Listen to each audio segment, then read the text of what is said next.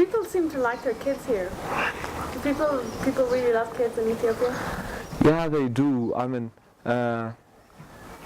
in Addis and also in the countryside, kids are, families have these features about kids. When you have too many kids, that means that shows the love of the family. That shows how much the husband loves his wife and how much he loves his family. They also think that kids are blessings. So you can have 10 kids and you can have 10 blessings. That's what they say. In Ethiopia, traditionally, orphan children have been cared for by relatives, extended family. And I think that many of them are, the orphan children are being cared for by relatives or by neighbors or others who know of them. Ethiopians really love children and don't want to see any child suffer, and I think they do reach out to kids as they can, but there's so much poverty and the deaths due to AIDS has reduced the adult population so severely that there's just big gaps where there's nobody to step in and help care for orphan children, and that's one of the reasons so many children are coming to us.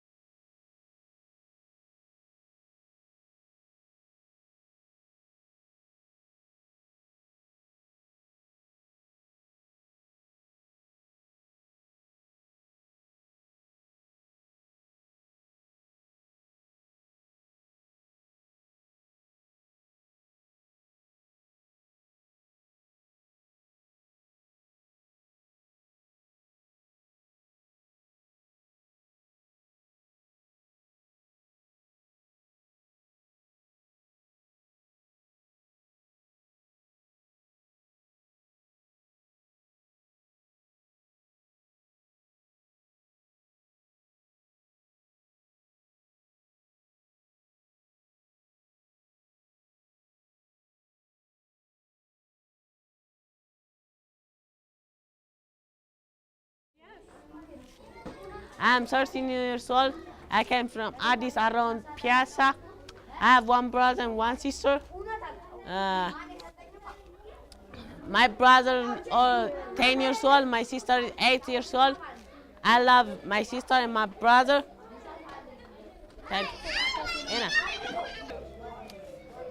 I would like to play soccer and basketball. Yeah, basketball and soccer. Do you play soccer here? Yeah. You do?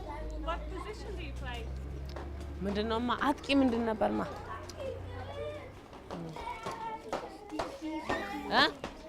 Huh?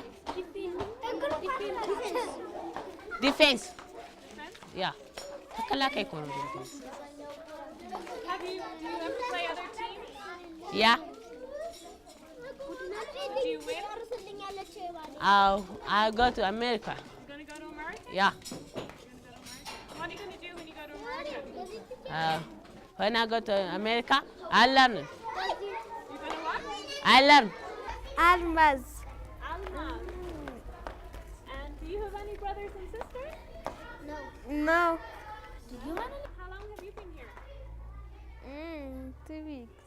2 years? Not 2 months. 2 months. 2 months? Okay. And where are you from? I'm from Ethiopia. America. You're from America? California. I like to learn. Learn? Yeah. What do you like to learn? Maths. Helen. And where are you from? What? Where are you from? I come from France. And whereabouts is that? Is that close to Addis Ababa? Yeah. It is? Yeah. And do you have a family yet? Yeah. Where? Yeah, Here? Yeah. Okay, and do you have a family in the U.S.? In my home. You, in America? Yeah? Yeah, I have And where are they? What is your state? Utah. Utah. Yeah. Very nice. She's her sister. Oh, this is her sister? Can you go together? Nice. And what is her name? Mulor. Mulak. Okay. And so can you tell me a little bit about your family in Addis Ababa? በአዲስ አበባ ስለ ቤተሰቦቻችሁ ልትነግሩኝ ትችላላችሁ? ትንሽም ቢሆን እንዴት እንደነበራችሁ በቃ በስንት ዓመታችሁ እንደሞቱ I don't know my father. He's died by a little. I don't know his. My mother will be crazy. She's crazy. And I have brother and sister. They ran away. They didn't live with me. And are they younger? Yeah. And I live with my mom. And she will cook me always. She will cook? Kick me always. Oh, really? Yeah. And I can. You came here? By yourself or did somebody Yeah, bring you? by myself. By yourself? Yeah. When did you come here? Sarah told me here, and I go to Abani and they write for me, and I come. And how did you hear about this place? What? How did you learn about, how did you know about this place? How did you This find place? it? Yeah. It is good. It is very nice. What do you like about it? This one? Yeah. All of them. Do you like the kids? Yeah. What are the kids like? In this, Yeah. I like all things. All things? Yeah. What do you learn here? Here, in subject, Yes. geography, Yeah. history, maths, English, Amharic, and science. After working in adoption for a lot of years, before we actually started in Ethiopia, I had been in orphanages all around the world, in many, many different countries, and had developed some ideas in my own mind of what I would like to do if I ever had an opportunity to run my own orphanage, because usually in most countries the children are in the care of the government during the time that we're doing the adoption processing. And so Ethiopia is the only country where we've been required to set up our own sort of transition home for the children to stay in while we're looking for family and the process is going on. So it was a really nice opportunity to be able to think through the kinds of things that I felt were important, to have plenty of staff so that every baby was held for every feeding, for example. You never see that in orphanages. But I think it's important, and I think it was important enough that we've hired enough staff so that we can do that.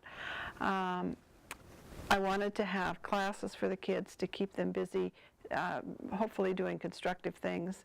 And we've had some teachers who were just high school graduates themselves that come more to play with the kids and do things with them, the sports teachers and the music teacher and so forth, but also some professional teachers to work with them on academic subjects. These are the older kids. But then also to help them with English so that once they get to the U.S. they have a little bit of a basis and can pick up the English more quickly and recognize the letters and those kinds of things. Thanks, Bill. Yes. I'm sure I will. I'm sure I will.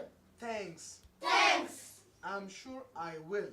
I'm sure I will. Thank you or thanks, I'm sure I will. I'm sure I will. Okay, have a good holiday. Have a good holiday. No, response. I need the response. When I say have a good holiday, you should say thanks, I'm sure I will. Or you can say only thank you. When አመሰግን thank you ብቻ ማለት ይችላል። Have a good holiday. Thank you. Very good.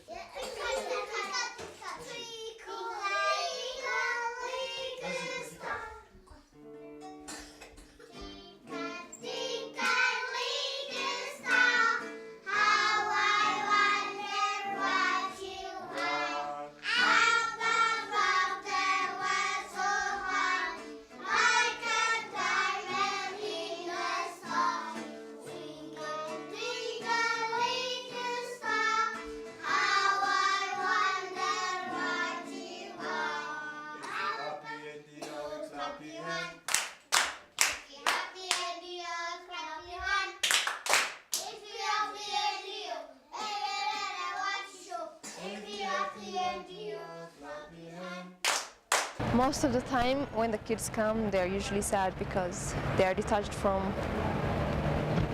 their relatives or whatever they have, and they might be sad for their parents' death and the loss. And while they're staying at our orphanage, they will adjust well, and when they leave again, it's excitement, you know. They feel sad for leaving us, and they'll be happy to join a family. And of course the kids are scared and they come bedraggled and usually dirty and often with lice and scabies and those kinds of little inconveniences that need to be taken care of. And the staff greets them warmly, and the first thing they do is they get a meal. And kids have often told us that was the first time that they'd had their tummies feeling full in a long time, if ever. We allow the kids to eat as much as they want at Layla House, and this is a new experience for most of the kids in our care. But then the kids get a bath or a shower and get cleaned up. And of course some of them are babies, and those are fairly quick to be placed. A lot of them are older children or sibling groups, and that takes a little longer. 10 years old. She's my sister. Her name is Meron. His name is Joseph. She's 8 years old. And what do they like to do? What do they do for fun? ምን ለማድረግ ትፈልጋላችሁ? ኢትዮጵያ መር እ? እኔ ፈልጉ ኢትዮጵያ መር They want to help.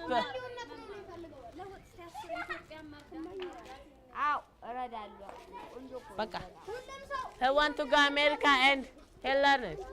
We try really hard to keep sibling groups together and almost never split them up unless there's a good reason to do that. We feel like the kids have lost their parents and will soon be leaving their birth country and language and behind, and that the ties that they can keep are the siblings. The kids are very welcoming of the new children. They will encourage them to join in their activities and games. It's very sweet to watch.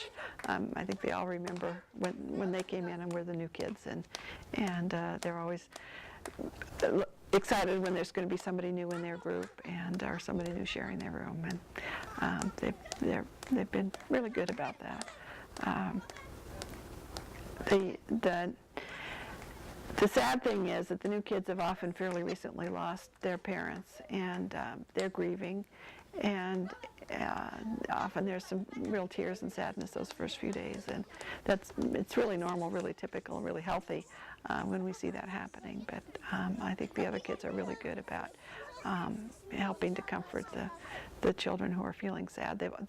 They all share that common loss, and they talk about it, and we have a social worker there who talks with them also, and so that they can deal with that and get ready to move on and to a new family. I spend lots of time with the children when they come to our orphanage and interview them about their past and deal with them through counseling about their past histories, their griefs, and about the adjustments in general. All the kids there are like family. They're like sisters and brothers, and they're very close. And when one child departs, most of them accompany through crying. It's hard for them to say goodbye to each other. And they love each other. It's at home. It's like family. We're like big sisters, and the teachers are like big brothers, and it's like a family. So the children like the environment very much.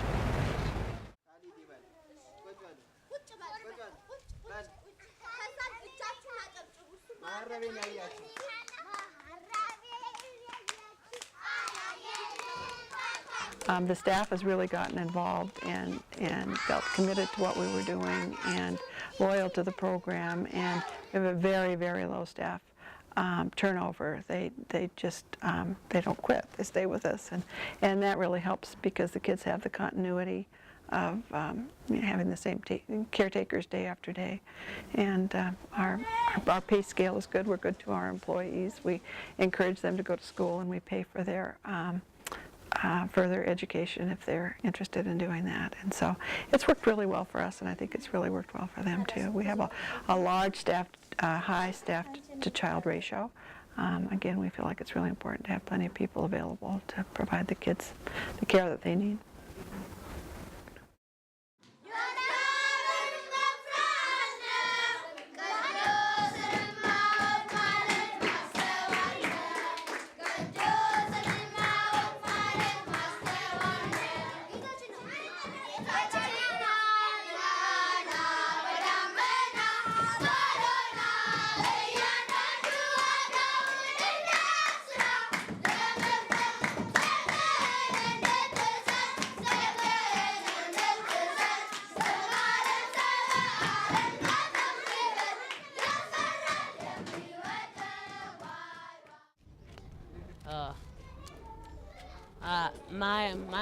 My mom is before 7 years. My mom is died.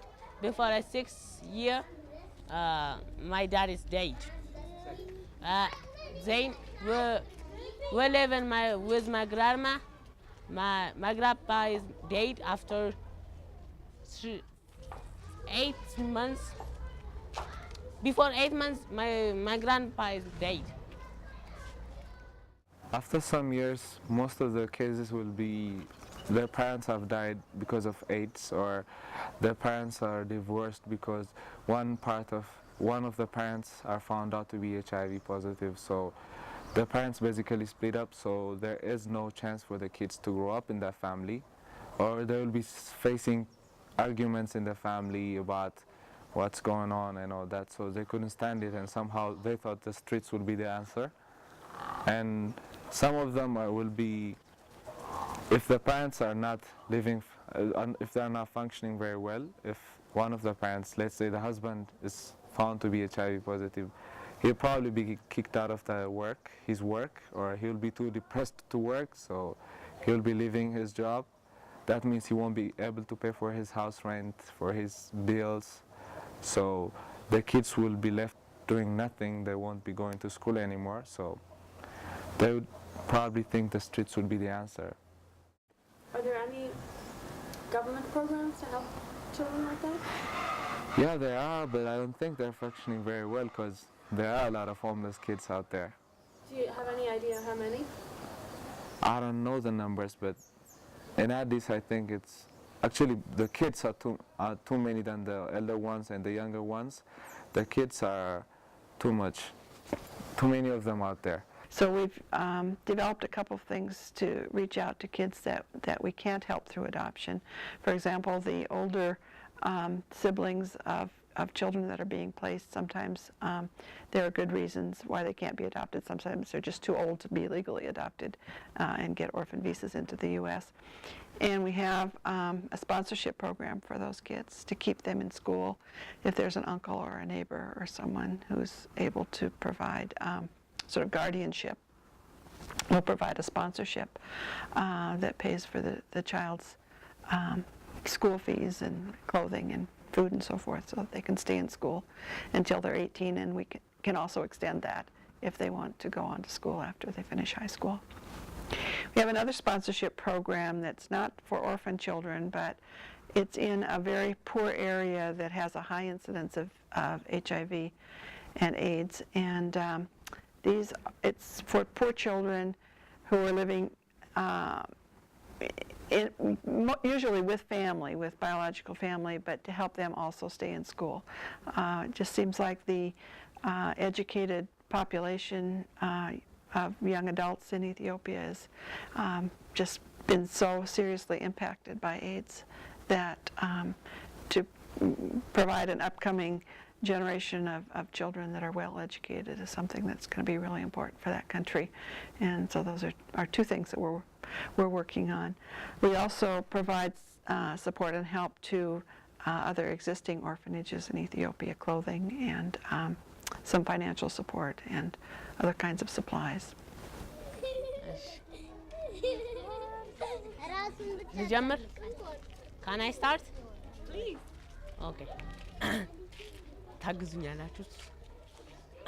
ፈራኝ ግን ፈራው። Before the world began, we were on his mind. Every tear you cry is precious in his sight.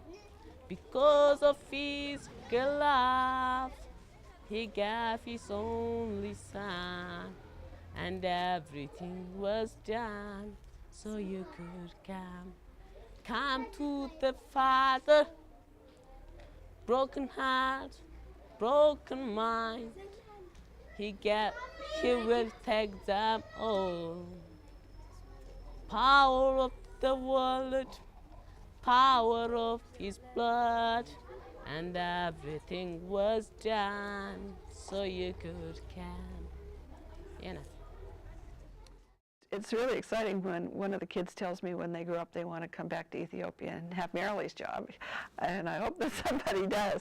But for example, there's one girl that was adopted probably about age 13 or 14 several years ago, and she's at this point making plans to go back as a volunteer this summer and actually spend time at Layla House with the children. And she's retained her Amharic language, and I think it'll just be wonderful for the children if she can do that and share with them some of the things that were difficult for her in making the adjustment, and also some of the good things that have happened for her, and so that they can relate to that. And I suspect that a lot of these kids will make the decision to go back, at least for a short time, to do what they can.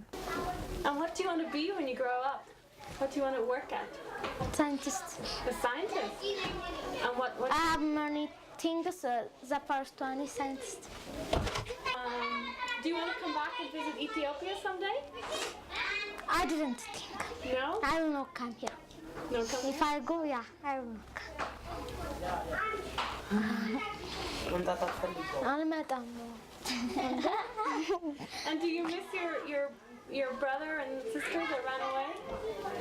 No, I don't know them. They ran away. They didn't come in my house. What do you want to be when you grow up? Scientist. A scientist? Yeah. What kind of scientist?